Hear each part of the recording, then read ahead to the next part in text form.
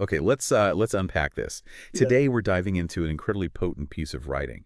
It's our deep dive into a document titled A Portrait of Corrupt Rulers. Hmm. And the material we're looking at, it comes from these excerpts, originally in Sinhala, that paint this really vivid and intensely critical picture. Yeah, absolutely. And this isn't, your standard academic paper, not at all. What we have here is something quite raw. It's this unvarnished expression of, well, extreme frustration, condemnation, really. So, Yeah. our mission today is to explore the specific accusations, the powerful imagery, and just the strong feelings expressed in this source.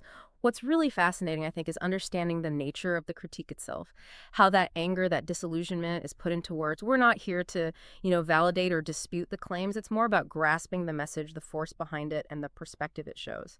Exactly. And just to be absolutely clear for you, our listener, we are going to report impartially on what's in this source. Our whole goal here is just focusing on what it says so you can understand the viewpoint it conveys without us taking sides or, endorsing anything. So the moment you start reading this, you really get hit by this tone. It's just profound disappointment, anger, aimed right at the people in power. It kicks off calling them a gang of foolish, stupid, idiotic, cunning thieves. Pretty strong start. Mm-hmm. Very strong. And then it goes further. It says there are a lot of fools who haven't even built jails, let alone a country. That sets a pretty stark scene right away. It really does. And it's more than just name-calling, isn't it? That initial description, it signals this deep breakdown of trust, where even basic competence is seen as lacking. The source connects this perceived incompetence directly with, well, criminal intent. Like, they're not just bad at governing, they're actively malicious. Right, like it's deliberate. Exactly, and then it escalates pretty quickly. It claims this group has made world-famous super thefts and left their mark. And then there's this provocative suggestion, if you want to give refuge, take any country in the world. Wow, that's basically saying they're so toxic, nobody should want them. Pretty much. It's a powerful way of saying their actions are unforgivable in the eyes of the source. Okay, so that's the broad stroke. But then, like you said, it gets more specific. It moves beyond just general theft or incompetence. Yeah. And some of the accusations are almost surreal. They really highlight the perceived depth of this corruption. For instance, it mentions someone who made medicine using salt for nerve cancer. What do we even make of that? It sounds bizarre. It does sound bizarre. And while we don't have the full context, these kinds of specific, almost absurd-sounding claims often point to maybe a well-known public scandal or perhaps a perceived instance of just blatant fraud that really struck a nerve with the public. Could be anything from a quack remedy to some failed health initiative. Something that seemed completely illogical or exploitative. Exactly. And it really raises that question, what kind of deep-seated distrust does it reflect when claims like that are made and seem to resonate? This skepticism, it extends right into financial matters, too. The source explicitly accuses a cabinet that protected thieves who robbed the central bank and printed notes. Okay, so that's a very direct accusation about major financial institutions. And building on that theme, that idea of exploiting trust, the source even claims leaders benefited directly from national crises. What about the line, a king who became rich from tsunami and virus pandemics? That really underlines the cynicism, doesn't it? It absolutely does. I mean, it suggests this incredibly cynical view of power, that even huge national tragedies are seen as, well, potential avenues for personal gain. Awful. Yeah. And the critique broadens out from there. It's not just about money. It moves into perceived moral and intellectual failings. The source talks about a gang of oxen in ties and coats who know English and adopted foreign customs. Ox? Okay, that's dehumanizing. And the ties and coats part sounds like a jab at elites. Precisely. It seems to be targeting a westernized, perhaps out-of-touch elite, suggesting they're not just corrupt, but maybe culturally disconnected, too.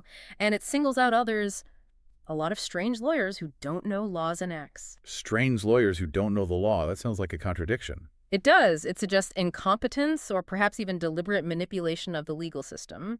And then there's a gang of ostara. Now, ostara means like masters or experts.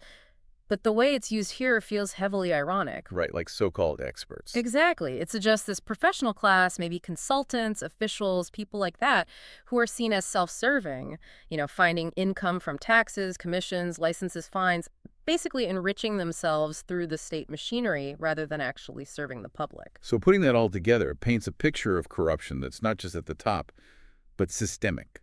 widespread. That seems to be the implication, yes. Pervasive systemic corruption. Okay, so it's hitting finance, law, the elite. And it doesn't stop there, right? Mm-hmm. It gets into more pointed, maybe political observations. It mentions a queue that went on the learned path where sea turtles were popular. That's another one of those really specific lines. It feels almost satirical. It does. It sounds like it could be a very specific, maybe coded reference, like an inside joke or perhaps a direct jab at a particular political movement or group that the audience at the time would have instantly recognized, suggesting maybe that the direction they were taking was just bizarre or nonsensical, like following turtles. Hmm. Interesting how specific yet cryptic some of these are. Well, what's fascinating is just the sheer breadth of it all. How many different types of accusations are piled on? It's not just about money or morals. Hmm. It escalates further. Claims like 7 brains that won votes by killing people and bombing. Whoa. Okay, that's incredibly serious. Accusations of violence, electoral fraud. Extremely serious. And it even pulls in historical grievances, stating this is a generation that betrayed the country to the whites and destroyed heroes. So, you see, it's a full spectrum attack on their legitimacy, financial, moral, political, and even historical. A really comprehensive indictment from this source's perspective. So if we're trying to boil it down, what's the core accusation here? The source sums it up by claiming a retinue that set records by stealing trillions of money. Trillions. And as we heard, that language used, calling them oxen multiple times.